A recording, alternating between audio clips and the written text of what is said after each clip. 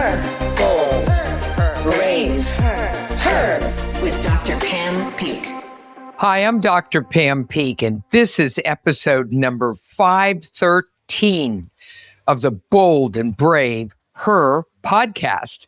Today, I'm joined by Dr. Allison Pugh, and she's the author of such a title, The Last Human Job.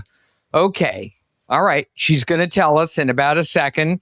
She is a research professor of sociology at Johns Hopkins University, and this is her fourth book, and the subtitle is The Work of Connecting in a Disconnected World. Oh, come on now, we're not that disconnected. All right, well, maybe we are.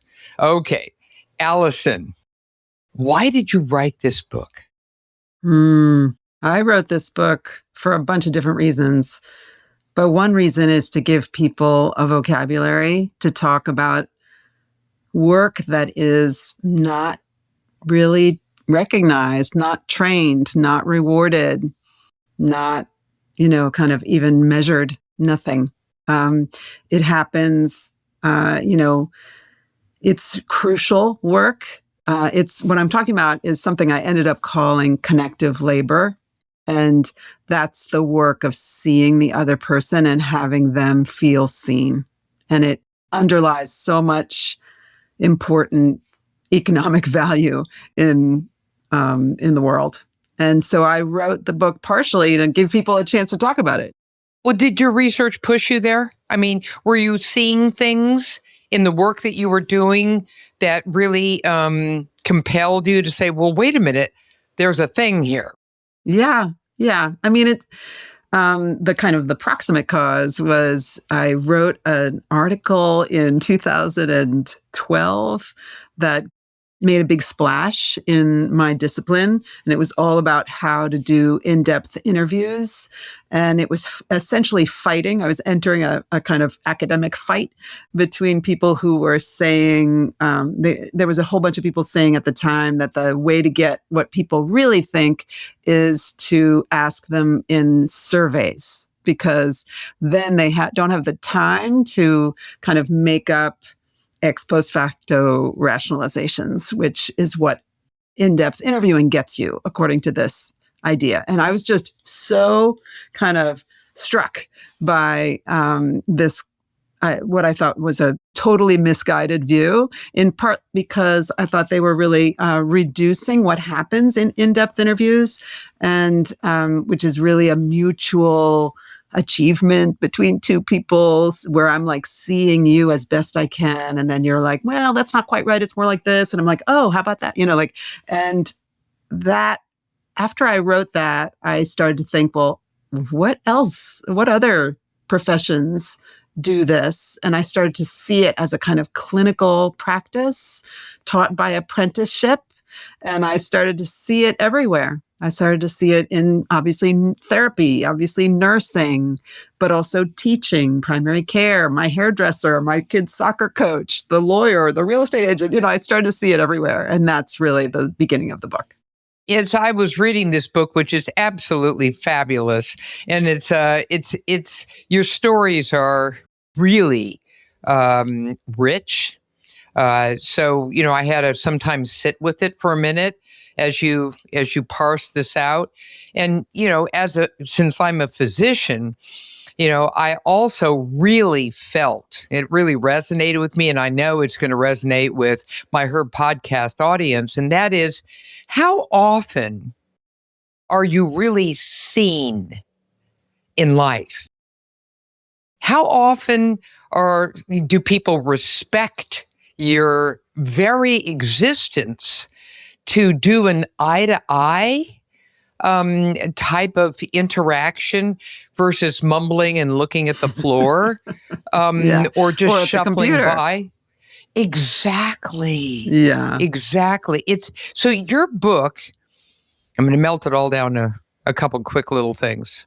All right. I love simple, sexy, sticky sound bites.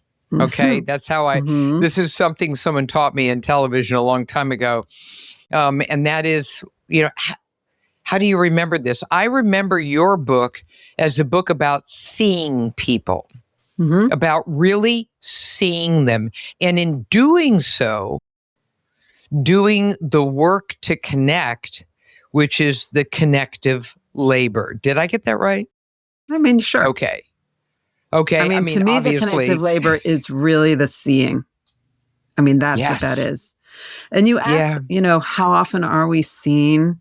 And I agree with like what's behind that question, which is like not very often. But it's also true that I want to push back a little bit because it doesn't have to be perfect. There's actually a lot of research that shows that people can kind of get it partially right. And really just the fact that they're trying goes a long way. So yes, we are, kind of our capacity to see the other, there's so much getting in the way of that. And when I talk to people in audiences across the country, often they tell me when they haven't been seen, they tell me about misrecognition. People really remember misrecognition. Those are very powerful moments of not being seen. But at the same time, I think, as long as you have a kind of relaxed view of like how perfect it has to be, people will go a long way to meet you halfway, basically. You can, and also if you make mistakes as a seer, I'm speaking to, nurses and physicians and et cetera. If you make mistakes and you try, you say, I don't think I quite got that right. Is it more like this or, that? Therapists know actually goes a long way towards making people feel like you care, feel partially seen in that effort. So you're talking about reflective listening. Sure. Yeah. The only thing that is different, and it's a minor difference, but to me, there's the world in that tiny difference, which is it also has to be received by the other person. So it's not just the skill or whatever that adheres to the individual. It's not emotional intelligence. It's not, there's a lot of words that are trying to get at that. It's more like closer to like what therapists call the therapeutic alliance or something. It's about what happens between people. And there's a lot of reasons why that's important. Tell us the reasons why. One what reason are those is reasons? we have like a ton of words already for, why do we need another word for reflective listening? No, thank you. But another reason why it's important is because of AI. Because AI is actually, it turns out, not terrible at making the other person feel seen. Humans give the benefit of the doubt to computers, and they will feel seen if the computer does very little, actually. And we've known that for years. There's a very famous case of a program that people called ELIZA in the 60s. I remember. Yeah. So that where like grad students would be like sneaking in and talking to it because it made them feel seen. And so computers can do this to some degree. I mean, I can tell you how I think it's only partial and not that great, but humans give the benefit of the doubt to the not that great effort by the machine. And so what we're losing or what's at risk is what's actually between people. That's what matters. That's what I want us to pay attention to. Is that why you called it the last human job? Where did that come from? That was another rich piece of the book. Yeah, I think it is the last human job. There's a kind of, there's been a long, over a century, more than a century conversation about like, kind of what can machines do and what can humans do? And that's been a moving line as people go erase that line once they discover that machines can do what they thought it couldn't do. So if in the beginning, maybe we thought, machines can do, kind of manufacturing work, but they can't do cognitive work. And then, calculators, computers, it becomes clear that machines can actually do cognitive work. So then you get to like, no, machines can they can do cognitive work, but they can't do creativity. They can't do I don't know, kind of the synthetic work that's the uniquely human capacity. Well, actually, we find, ChatGPT, that can do creative work. Now, the creative work is sometimes people would think it relies on plagiarism, kind of non-cited, prior material, and that causes a lot of angst and horror. But that's its only memory, because that's what you fed it. You fed it all those other data bytes from 28,000 people's writings and, whatever. And so it's going to draw upon those data banks. Yes. And while that was also true of like kind of your average search engine, that did a little more citation so you could follow where it was getting it. And it's the black box that is kind of a problem with the new large language models. But in any case, what they're doing is creativity. If creativity is like kind of bringing things together to produce a new thing, that's really often or sometimes what these large language models are doing. So we have to rewrite the line. And I think the line is what humans do for each other. And that's connecting and connecting with other human beings. And that's really not mechanizable, not automatable. If you go back to like, maybe it's a skill and can we, seeing the other, that is automatable, but what's not is what happens between the people. Yeah, I never fully appreciated that until about a year and a half ago. I moved south, away from the big city, and I had to go back to the big city to speak at a science conference recently.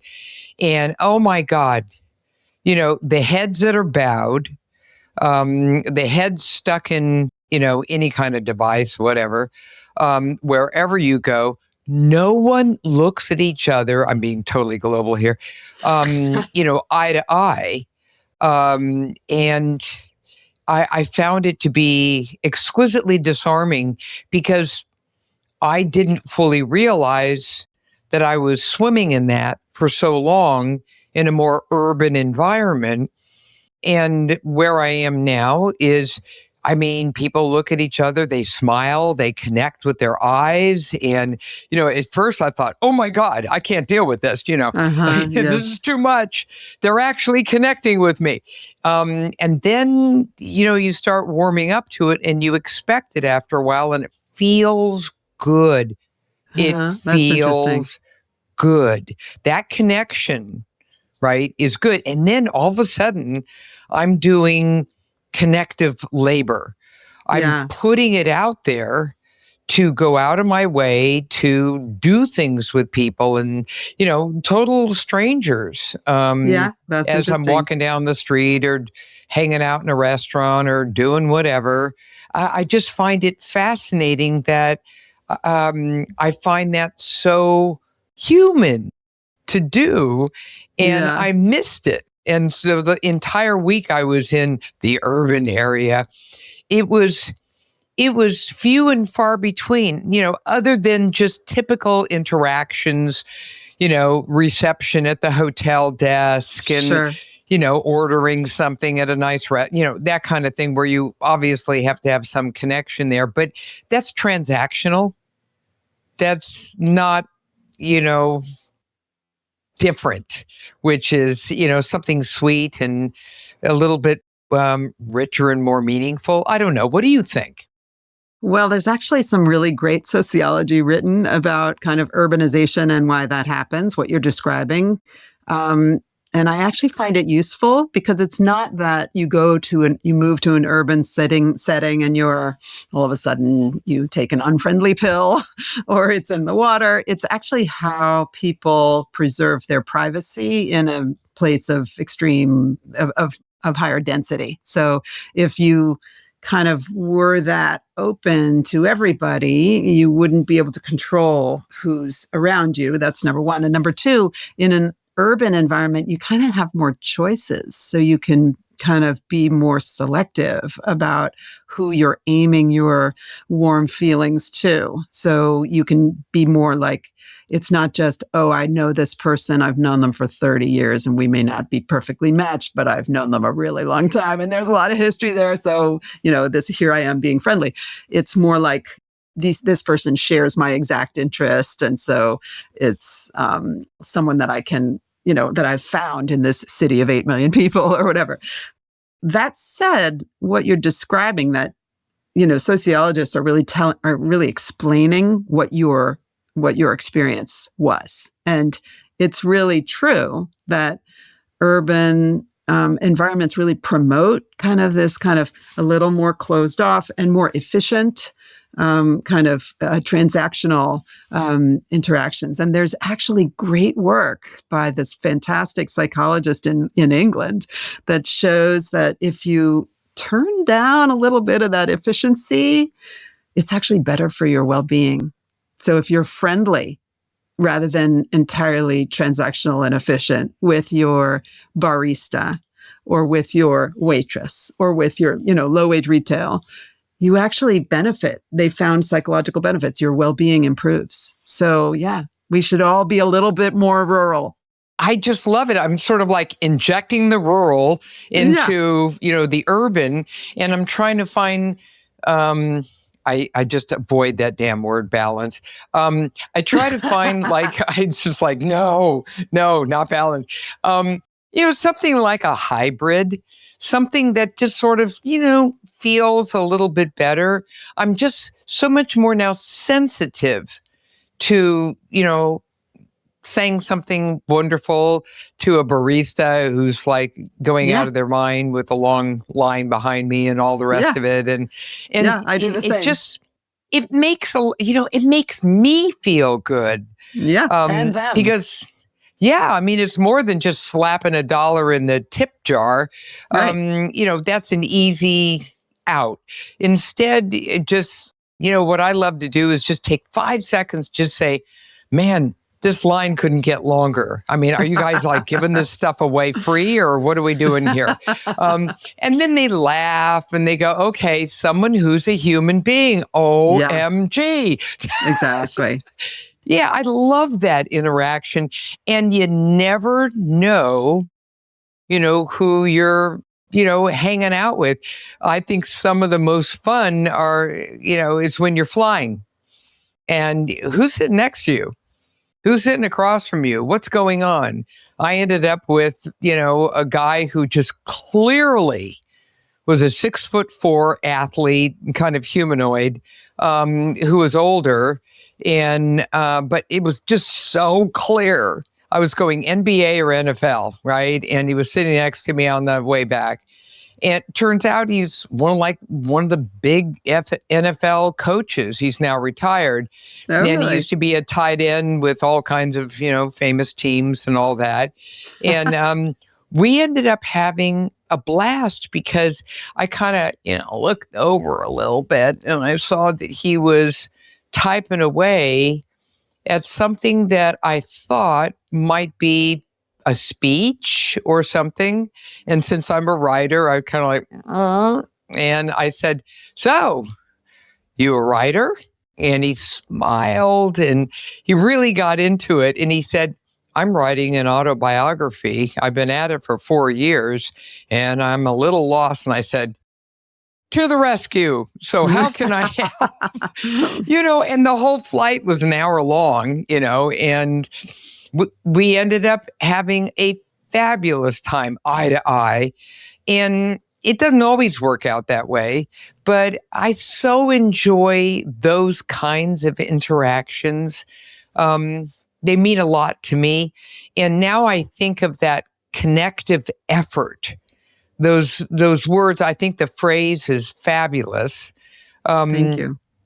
Well, because it's also work. I think, tell me if I'm wrong. Yeah. But I think a lot of people think that friendships and little, niceties just fall in your lap and then you respond, right? But many times you have to, you got to work it, right? some people, when I was first writing this and giving talks, were saying, you could call this connective practice or connected. There's other words that we could use, but I actually wanted to call it labor just for what you're talking about, that I wanted to point out that it is a form of work because I wanted people, it was a study that I was doing of, people using it at work, therapists, teachers, doctors, et cetera. And I wanted them to be able to talk to their employers, to insurers, and be like, this is something that is helping create the value that you're paying for. And so we need to, kind of make space for it, and we need to recognize it, and we need to think about how to make it better, and we need to train it, and, all the things that we do for other kinds of work. And so the use of the word labor was on purpose. It's interesting, 50% of life is just sort of showing up, and the other 50% is putting a little thought into how you're showing up, when you're showing up, and all the rest of it. But I've read some fabulous research that basically showed that just showing up to that weekly mahjong or bingo or whatever, they love studying senior communities. Yeah. That it had the health benefit equal to exercise and clean eating. All right. After I, gathered myself off the floor when I read that, I said, what? Because, we're always about exercise and nutrition and sleep and all the rest of it. And that's great. That's foundational. But we've sort of blown off the exquisitely critical health benefits of just connecting with other human beings and the meaning and purpose behind that.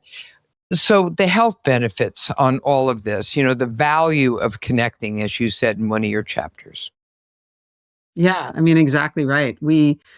There's, people have known that, researchers have known this for a little while now. We're talking more than a decade, I would say, that some of this research is going back. And it's almost like we want it to be a pill, or we even want it to be, behavioral modification. And really, it's so much of it is about your social demeanor, your social practice, your social conduct. And we, need to not take that for granted. And that's kind of also why in the latter part of the book, I talk about social architecture, because it's not just your individual habits. Our habits are kind of produced by the environments that we walk around in. And so I could see it when I was doing all this research over 5 years with, teachers and doctors and therapists, et cetera, that different schools or different clinics did it better, made it more possible for kind of positive social interactions, basically, and positive, more connective labor. Didn't get in the way of the connective labor, or didn't make it, harder to do it. Didn't rely on the individual hero to get it done at the end of the day. They made it kind of structurally possible. And that felt like an important contribution to well-being, more than just urging people to, maintain your social network, Now I want to deep dive into something you identify as how to be a human. When we come back, you're going to answer that question. The Her podcast is sponsored by Solaray Vitamins, Minerals, and Herbs, all rooted in nature. In addition to women's multivitamins, Solaray, Solaray, is presenting the new Her Life Stages products, providing support for the menstrual years, including PMS, perimenopause, menopause, and postmenopause, and even libido. This integrative, holistic approach has a woman's back throughout her entire life journey. To learn more about Her Life Stages, you've got options. You can run on over to your local health food store or check it out at Whole Foods, Sprouts, Amazon, or scroll over to solaray.com and use promo code HER20 for 20% off your purchase. Women, Solaray's got your back. And we're back. All right. how to be a human. Well, like, what a wild thing to be asking someone. It's like, how to be a human? I don't know. I wake up in the morning, roll out of bed, do my thing. Aren't I a human? And what am I missing here? Well, that was me trying to talk to the people I was interviewing, and observing, I was blessed really to have the opportunity to follow around chaplains in a hospital, to come and visit and shadow the the employees at an HIV clinic. I even was part of a horsemanship weekend dedicated to teaching med students more about the doctor-patient relationship. So I had a lot of, those were just some of the, and mostly medical focused parts of my observational research. And in doing that research, I kind of was coming away with, how do people do this work? How do you do connective labor? And I didn't want to just get, I wash my hands at the beginning. I didn't want to just have a checklist. Instead, I was curious about how do you do this work that's particularly difficult to automate? What are the particularly human characteristics of this work that you do? So for that, I came away with 5 different things that are particularly hard for machines and particularly human about this work. And it starts off with, I use as an example this therapist I talked to named Wanda, who talked about, the vibe in the room. And how, I asked her how she knew when she was getting it right. And she says, you just feel it. There's an energy. It gets hot, she's sounding very woohoo, but actually even very kind of science-oriented, more conventional practitioners talked about, teachers would tell me about their spidey sense, or, you just get a sense. And that's the number one of the 5 is using the body as an instrument to sense what's happening. And I actually just read today a Johns Hopkins study in which they conducted, I think out of their computer science department, in which they conducted all these experiments to prove that actually AI or large language models that exist today aren't as good as humans at kind of reading the room, getting this kind of vibe sense of the room. So basically corroborating what all my practitioners were telling me. Some other things that were uniquely human that included spontaneity, collaborating with others. There's a lot that's unpredictable about other human beings. And so being able to kind of do this dance of kind of eliciting someone's opinion, giving yours, forging some kind of agreement, figuring out how to handle conflict, this kind of give and take that's very collaborative is kind of uniquely human, very difficult for machines to do. I have some other ones, but another one of my favorites is actually making mistakes. Ooh, I love epic fails. Yeah. I'm all about that. I mean, I'm saying just make them entertaining. And now we could turn that into a life lesson, not doing that again. That type of thing. I love the mistake thing. I love going there. And I really enjoyed how you did it. So, I think that, since this is our podcast and we've got a whole lot of women out there, a lot of ovaries rolling around, right? Yeah, one of the things I always caution women is that the P word, we got to do it perfectly. Everything we do, men are different. I'm going to be so global here, but what the hell, right? And what I have found is that guys you love living in the gray zone. They're like many times when I've studied men, I'm a clinical investigator, what they'll say, what's the least I need to do to get the greatest benefit? Okay, a woman will say, how can I make my life more horrible than it is by actually layering on every ounce of perfectionism in any task that you give me. That's the way a woman goes. So I usually have, I'll say something very straightforward. I'll say, what I'd like you to do is start walking. Walk in your beautiful neighborhood, just get out there, do your thing. Okay, a man will go, oh, okay. And then, the socks are mismatched, the shoes are beat up, the outfit is a little scary looking. They may have a little extra belly hanging out of the shirt and everything. They don't care. They're just out there. They say, she said to walk, I'm walking. A woman takes an hour and a half. What matches? Everyone will be watching me. I know. This will be like a fashion show. And what will I look like out there? How's my hair? The shoes, are they the best? It just goes on. It's like, no, stop. And I find myself, trying to draw women into a beautiful area of just do the best you can and really celebrate falling on your ass every now and then. That's kind of cool stuff. It's like just dust it off and go, okay, now what I learned, always, look for that pony in the big pile of what, and just find the lesson and enjoy the ride. That's what this is really all about. But women just get so, and I just, So have you found there to be gender differences in how all of this is approached?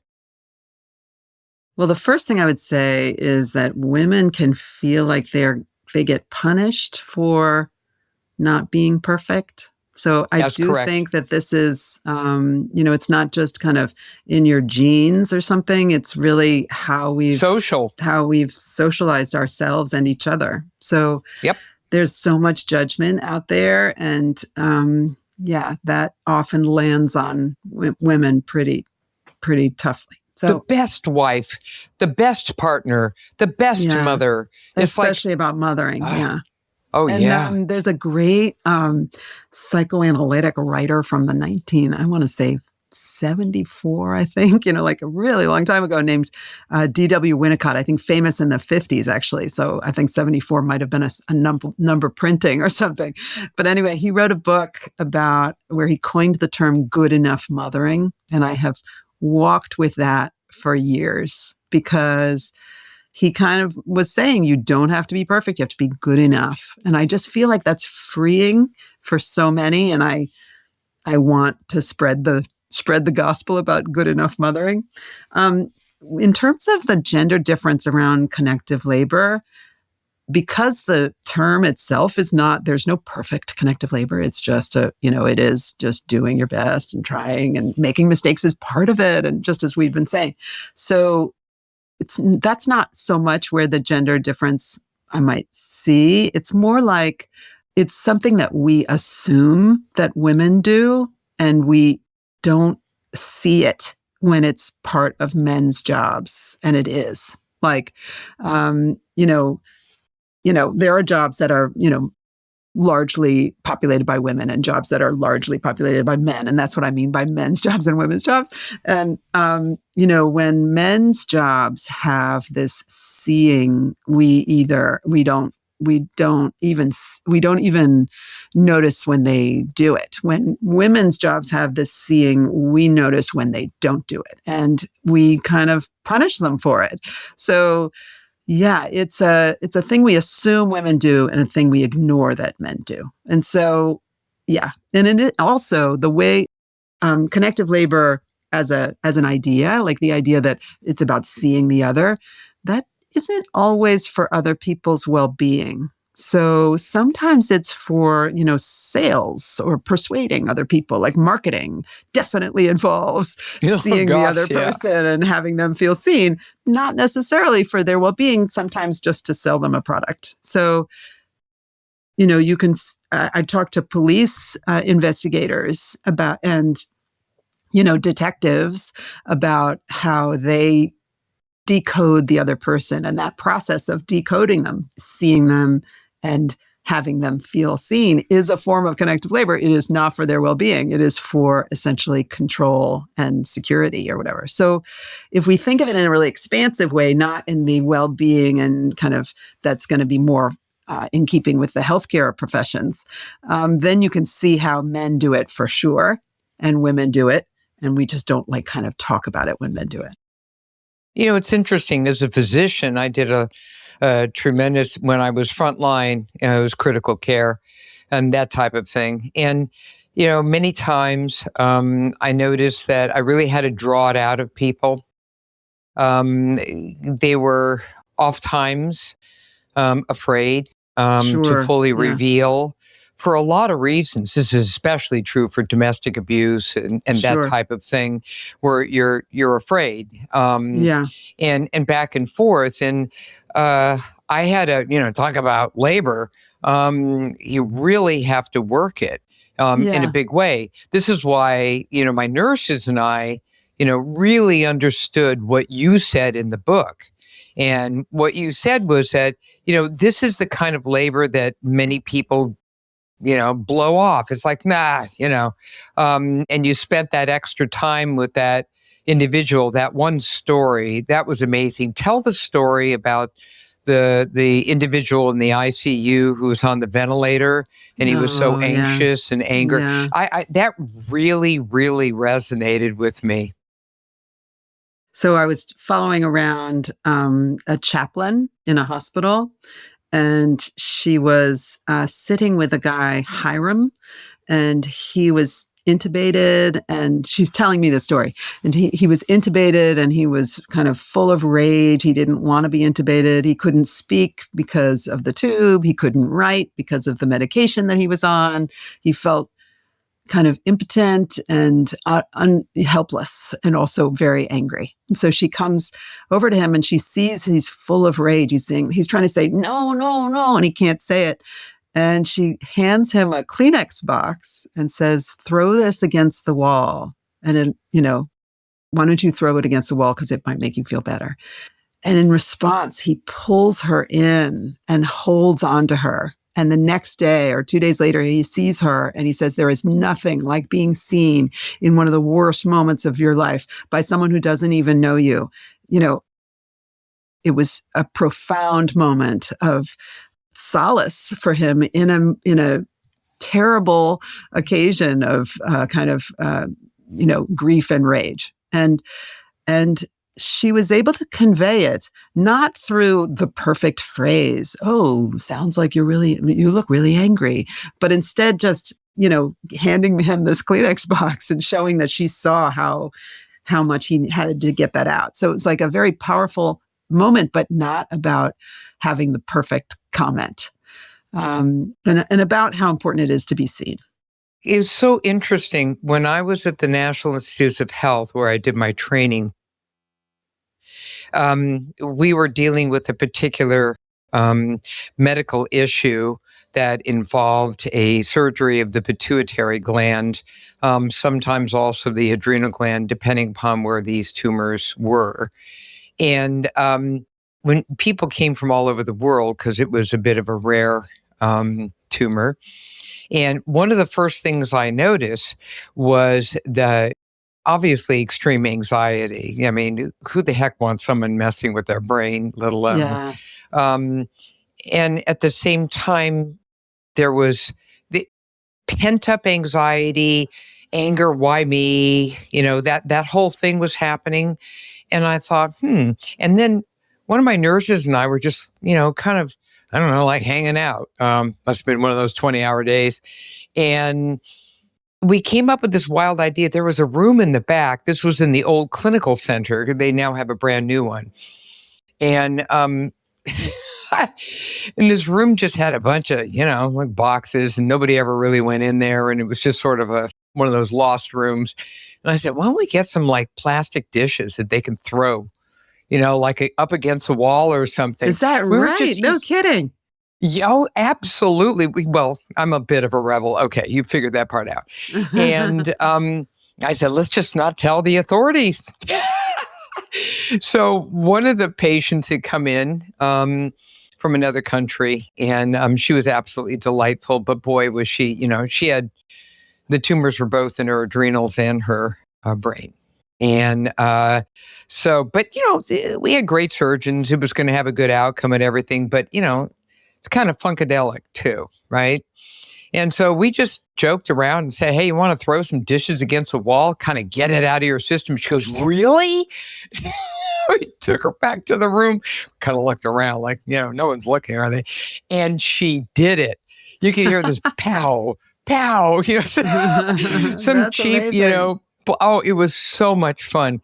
And she came out of there with this look. She was glowing. She goes, God, that felt good. That's and great. she said, thanks a lot, Doc. And she went back to her room. And let's just say nobody else knew. So, but that's amazing. why, these strange things happen all the time in medicine. We never talk about them. We kind of keep them to ourselves because we as providers, are so close to the pain. And we have to find creative ways to be able to do that connective, work. Yeah. It's labor. And so we labored with our plastic dishes. And I just love that. I love just trying to find ways that work for both of you. And it's so beautiful for both people. So your chaplain felt much better. And certainly the individual in the bed, felt so much better. And it was just being recognized, being seen, connected with. Someone got it. It's like that got it thing, right? Exactly So right. speaking of got it, you have a great chapter on doing it right. All right. So how do you build a social architecture that works? Well, that chapter came about because I had been writing so much about all these individual heroes who were so burnt out or, kind of chewed up and spit out by their institutions. But I had some organizations that were doing it right. There were some where people said to me, this is the best job I've ever had, or everyone should get this, I wish. And we don't only have to be dreaming of a future in which there's a perfect place out there. These places exist right now. And so I really wanted to tell that story. And one of them, there was a bunch of them, and they all go in this one chapter in chapter 8. And one of them it was a clinic a medical clinic that gave 2-hour appointments for their first appointment. And they sent the medical assistant, they had a kind of beefed up medical assistant role, and that person would accompany the patient to the specialists and then come back and report in on what the specialist had said. So there was really a sense of wraparound care. And now anybody listening is like, how is this possible? What about, costs? This seems crazy. But part of it was that the people that they were helping, the patients that were in the clinic, were those who had multiple diagnoses and who used the emergency room a lot. So they actually, by meeting their needs and kind of having them feel seen and kind of going with them to their specialists and just providing this wraparound care, they actually saved money because they never didn't go to the ER and took better care of their health. So their health outcomes were also better. But I spoke to one of those medical assistants, this kind of transformed, kind of beefed up medical assistant role. And she was like, I wish my parents had this. Everyone should have this. And I ended up analyzing not just that clinic, but, a school, different institutions that fell in this category. And I found that not only did they give ample time and ample money, but they also had a couple of other characteristics that showed that helped to create connective labor that was working. And one was a connective culture, like values and rituals and, beliefs that people might poo-poo, but if you really kind of entrench, if you demonstrate that you're committed to this throughout, that it's a priority, then the workers don't feel like they have to squeeze it in at the end of the day or whatever. And then also it involved how people were relating to each other. So there were mentors, there was usually a visionary leader, a charismatic leader, and there were these kind of sounding boards that were put into place for people to talk to each other. So these different characteristics, these different factors kind of came together to produce these organizations that did connective labor well. This whole book, everything about the book, really resonates with a real concern of mine about our society right now, and that is loneliness. We're not that connected anymore. We just aren't at multiple levels. And we already know that, and the published research is fairly straightforward, that loneliness is deadly to your health and well-being, tantamount to smoking 15 to 20 cigarettes a day, in what it does to your morbidity, mortality. And one of the takeaways I have from your excellent research in your book is to try to heighten awareness in a way in which we see the work that maybe we need to do to connect with people more. And we don't need 6,000 people, in our life.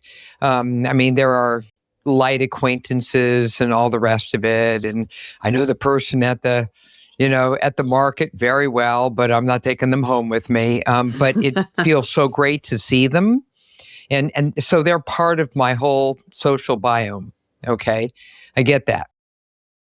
But at the same time, to be absolutely aware, right, of the ability to be able to, see people who are lonely, potentially, maybe looking isolated or kind of giving you that vibe, as your dresser said. Yeah. Maybe reaching out more, doing more of that labor. Because anything we could do to decrease loneliness, this is important. And so for the whole Her podcast audience out there, we all feel it sometimes. Maybe some of you out there are really struggling with it. This is where being exquisitely aware and mindful of connecting with others and not being afraid of rejection. Someone doesn't want to connect, that's their loss, the way I look at it. It's like, see ya. And then you move on to the next. You just keep trying to make certain to connect, because the darndest things happen when you do that. You just never, ever know. By definition, my last story, you can love this. So when I was in my training, and I was one of the attending physicians in a major trauma unit. I was in the medical ICU. They actually had 9 ICUs because it was level 1 trauma. And in this one, it was my first day. I was like looking around like, okay, who's my army? Who's my posse? What are we doing here anyway? And everyone's very friendly and whatever. And of course, there's only one person per room because all hell's breaking out in that room. This is an ICU after all. And then I see this one room over to the side. It's one of my best stories. And what it had was 2 words, medical students, right? And then a big red slash right through it. I thought, oh my God, that is hysterical. They don't want medical students to mess with their patient, and whoever this is, I got to meet. So out comes this woman with super spiky hair. She's got the wild earrings. And she's got that look on her face that says, I'm a rebel. And I said, I love your sign. She says, I see one of those little guys near one of my patients. Okay, homicide. That's it. That's where we're going. And she and I became best friends for life because we totally connected. And she turned out to be one of the most compassionate, empathetic, providers I had ever met. She literally was a helicopter provider. She was a nurse practitioner. And just absolutely spectacular. And she had connectivity down to a fine science. This was a practice for her because I watched her in her private life, as we hung out with colleagues, whatever it was, she went the extra mile. I never forgot that. And so I use her as a mentor in my mind. I said, can I be as good as she is and all the rest of it? So leaving that then, I want to share as we close this beautiful interview out. Good Lord, I could talk forever with you. Something that you wrote at the end that I loved, okay? Because everyone out there in the Her Podcast land, I'm giving you homework, all right? Connect. Do the work. All right. And remember what one of my mottos, do hard work. Do hard work. And that's just life. It's the way it is. You can't avoid it. No easy things out of here. We're just doing hard work. But it's so worth it. The return on your investment for all of that. So good. So I'm going to read this. Beautiful words. A deep sense of belonging rests on not just shared sameness, but the purposeful integration across difference. So don't just be hanging out with everybody, who's just like you. Stop that already. All right. We can be helped to connect across difference through seeing each other. And organizations, clinics, schools, and neighborhoods can cultivate the social architecture that enables us to see each other better. Our social health depends upon it. I just love that. It's just beautiful. I can't thank you enough for being on the Her Podcast. You really, opened our eyes to what this whole connectivity is about. Thank you so much. I really appreciate the opportunity. And everyone, we've been talking to Dr. Allison Pugh, Research Professor of Sociology at Johns Hopkins University. Her book is kind of amazing, The Last Human Job. The Last Human Job. Yeah, it's called Being Human and Connecting. Just absolutely beautiful. Oh, my goodness gracious. Okay. Allison, we're going to dub you a repeat offender. We'll have you back definitely because we need your wisdom and your beautiful research. Thank you so much. Here's another shout out to my sponsor, Solaray, vitamins, minerals, and herbs rooted in nature, and the new Her Life Stages products. Scope them out at Solaray.com. And now take a moment, leave us a review because we love to hear from you. We just sit around, the whole team, just like, what? Give us a review. We love it, love it, love it. Feedback is where it's at. This has been a full production of Podcast Health. And I want to give you a little reminder. Your time in this world may be limited, but the things you can do with that time are not. So get on out there and carpe diem, seize the day, every single one of you. Thanks for listening and viewing, everyone.